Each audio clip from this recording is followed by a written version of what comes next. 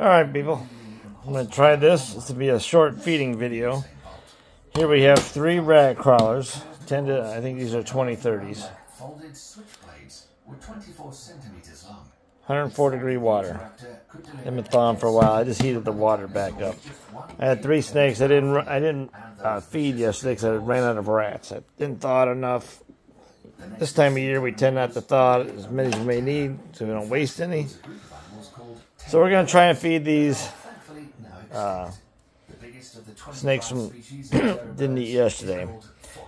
Two of them didn't eat last week. One was shedding and one was just after the show on Sunday. It didn't want to eat. So we're going to go ahead and try to feed this female inchy pastel clown. I'm going to do this by myself, so bear with me here.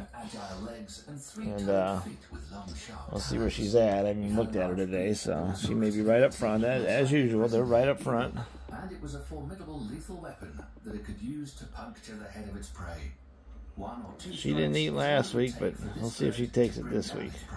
It was once thought that this bird and early humans might have had a scuffle or two, but the forest raccoons went extinct more than 2 million years ago.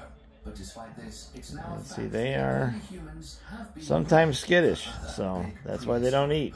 I know people are asking about them. You're trying to trick an apex predator into eating something dead. And had a wingspan of up to 3 meters. It had talons 5 to 6 meters long and a vulture-like bill measuring 130 millimeters in length. It was one of nature's perfect killing machines. The Haast's eagle hunted another much heavier flightless bird. I'll try to dance it around a little more, see if this will take it. She's backing away, so it looks like she's probably not going to take it. Preyed upon smaller human adults and children. There's proof of early humans being prey to giant birds. So we're going to go ahead and give her a break. I'm not going to stress her out. She doesn't want to eat it. She doesn't want to eat it. That's just how it goes. Some of them are picky. Some of them, just this time of year, for whatever reason. My room is cooler than most, so that could be part of the problem. And this is kind of small for this guy, so this girl. She was shedding last week, so we'll see if she takes it. The bird might have gotten away with its prey. Most people don't like snakes, but the majority of snakes are harmless unless they're poisonous or it's a constrictor big enough to eat you. Unfortunately, the occasional it may even have to get them up even warmer. So still happens. Pythons and anacondas in remote jungles and rainforests can get huge, but none of these pythons or anacondas could get as large as the Titanoboa. Yeah, they're warm. Plus-sized snake that lived some 58 to 60 million years ago. And we should just don't want to eat them. So, see? It's not just you has trouble with them. We all do. So, next one, I had 3 clowns. So that's a clown. I'm trying to look real quick here what I have. Inchy pastel pinstripe clown. We'll try her. She's a holdback. Let's be honest, we should all be glad that Tyrannosaurus Rex is now extinct. It was the Jurassic Park movies that gave us the best idea of what it would be like to come face to face with one of these monsters. Oh yeah, there you go. T-Rex could measure up to 40 feet long and 12 and she's got it good. Took my tongs. See? No different than the other 2. That one just wanted it more. So dance them around a little bit. I'm gonna go back and try to feed the first one again. She was looking at it. She's still up front.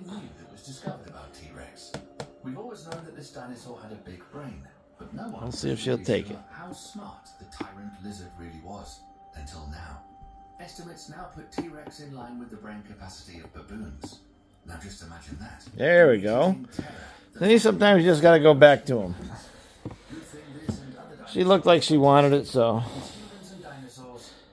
these may be a little bit too small. I'm going to bump these up, but I think these are 1020s, actually. I ran out of 2030s, so that's why. I'm going to Tinley this weekend. We'll be loading up on some more 2030s. Typically get them from ARS, but I'll get some. I don't need the ARS supply right now for a lot of them. I'll get a few of these just to hold me over from Cold-Blooded Cafe. How this big cat used those ridiculously long fangs, because Smilodon has a wimpy bite compared to modern day lions. She's thinking about it, but she can't bring herself to do it. You know what? I won't worry about it. She'll be fine. She's a big, chunky little girl.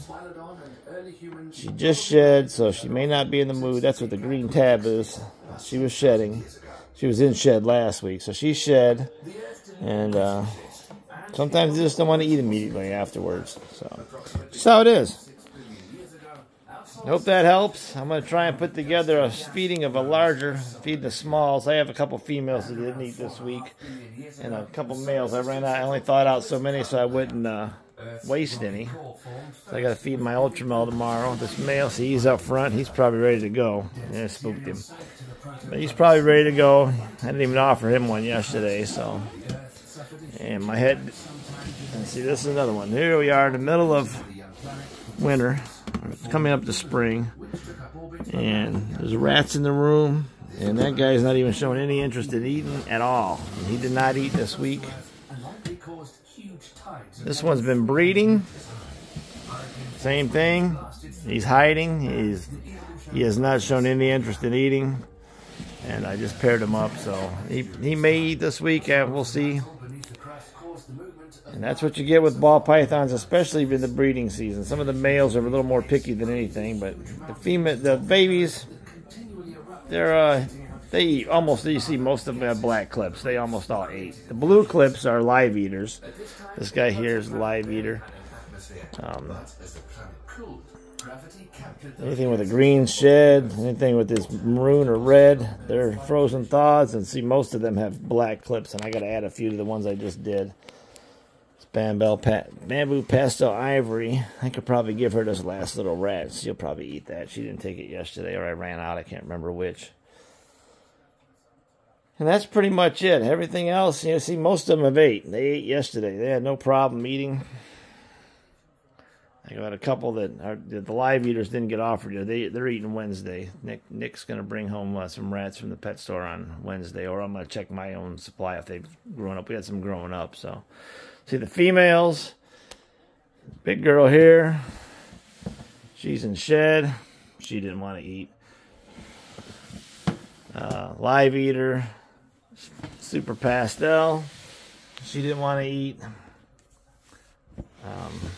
She's not breeding this year, she has no reason. This big pied girl, she's at about 45 millimeters on her follicle. She's definitely ovulating, looked at her. She's definitely not going to eat. Eggs will be coming soon with that one. Our big fat girl here, bamboo yellow belly. I got it listed there. She's actually pastel. I always wondered why her head was super yellow. She was sold to me as bamboo yellow belly, and we had super pastels come out of her last year, so that proved that. We always suspected that. And big girl, my belle. She's been spending a lot of time up front cooling. She's only about 10 millimeters right now. She did not want to eat this week, so we're not going to pair her anymore anyway, I don't think. We tried. She's not too interested this year, so. This fat girl turned down food, which is, she's about 18 millimeters, I believe. We ultrasound her. She's in shed, though. She's got, you see, she just got the green tag. Pastel clown. She's another one that's in the high teens. She's fat. She's looking like she wants to eat, but she wouldn't take it yesterday, no matter what I did. She's a big, fat, chunky girl. That one's bit me before. Cypress pastel girl. She ate a big rat and looked like she'd eat again. She's a pig. I mean, you look at her. This is a nerd girl here. She come from Nerd. Kevin McCurley's girls. And she's a beast. So, our cinnamon champagne, first year breeder for her. She ate yesterday. She made a mess in her tub. I got to get taken care of tomorrow. See that? She's a big medium rat. She just was paired up to our mahogany pied over the weekend. There's a yellow belly pied girl. She was paired up to Zeus, I believe.